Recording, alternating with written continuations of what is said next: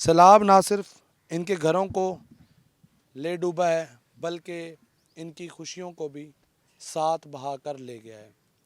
اس علاقے کے تمام تر رہائشی اس وقت اپنے گھروں سے نکل کر سڑکوں پر آ بیٹھے ہیں۔ بارش بھی ہو رہی ہے، بے سر و سامانی کی تصویر بن چکے ہیں۔ نہ حکومتی امداد پہنچی، نہ ہی ان کو کوئی کیمپ فراہم کیے گئے۔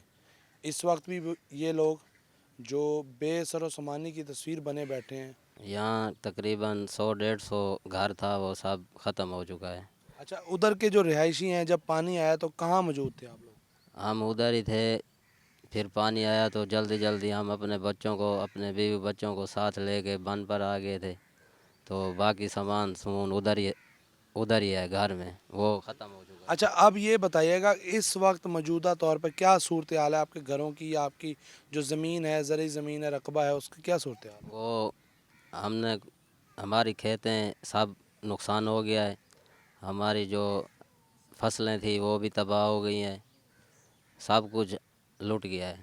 اچھا، یہ بچے بھی آپ کے ساتھ موجود ہیں، تو اب آپ کیسے دیکھ رہے ہیں کہ اب کیسے سمجھتے ہیں کہ صورتحال کیسے بہتر ہوگی؟